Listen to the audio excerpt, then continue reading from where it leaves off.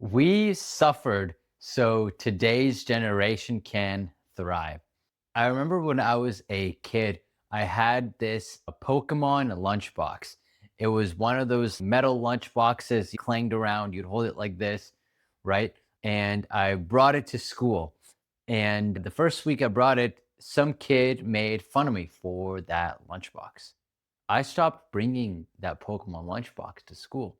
I was a kid, and I was an immigrant as well. I just moved from India, and so I see it made fun of for my name, and so that would make me cry, right? Because as a kid, all I want to do is fit in, right, in a new country, and then especially with the now the lunchbox things happened, and then I was like, no, I got to, I can't be taking this to school.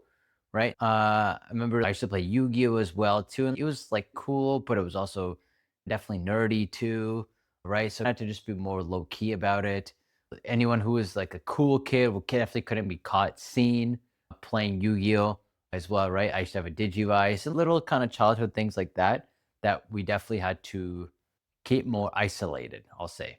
Now, flash forward, and I see today's generation, they are wildly expressing their love for anime and manga and video games, and all the cool kids are doing it now, right? I have so many patients I interact with, and we talk to them about JJK or Demon Slayer or One Piece or Minecraft, Roblox, Marvel Rivals, Smash Bros, whatever it is. I talked to so many of my teen patients about this stuff.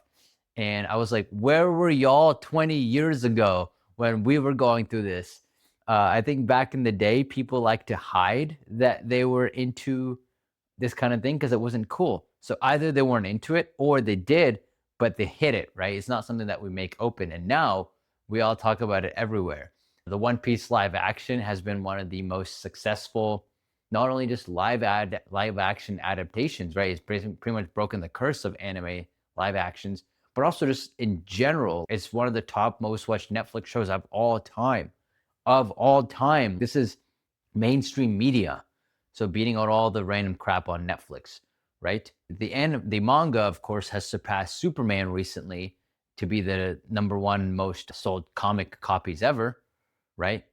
Demon Slayer, the movie, it had a budget of, I don't know, like 20 million or something, and it ended up making 600 million in the box office. Uh, a lot of it in the American box office too, not just the Japanese box office. We see major celebrities now going to Comic Con. We see big celebrities, right? Henry Cavill taking roles of The Witcher, for example. Seeing remakes of these like Bioshock movie, all this new kind of stuff that's coming out. And because now it's cool, now this stuff is definitely mainstream and people are realizing it. And so, if you're one of today's generation, remember your forefathers, remember the people whose backs you stood on, right? We suffered. We were the kids who got made fun of. We were the teens, the awkward teens. We were the kids who would meet up at the stump in the corner of the playground to play Yu-Gi-Oh, right? Rather than being able to do it mainline in front of everybody, right? Yes, never ever forget that. But no, I'm grateful, right? I think this kind of stuff has played a huge part in my identity. Hell, my whole life philosophy is that life is a video game and that we should be trying to level up in our real lives, just like we level up in a video game. Right? My psychiatry practice is called Level Up Psychiatry because that's my goal to help patients level up. Right? A lot of my best friends I've connected with through playing various games. Right? You watch other videos on my channel. I share stories about that with my cousins. I play Marvel Rivals pretty much on a day-to-day basis. So point being is that this kind of video game culture, this nerd culture, it's been a huge part of my life and shaped a lot of my identity and really has made me into the person I am. So I'm very grateful for it. And so my whole goal with this channel is to help encourage others to really embrace that part of themselves and bring it out and express it. Because now we don't need to be ashamed of it anymore. And in fact, that's why I created Cosplay Couture, which is a fashion show for cosplay.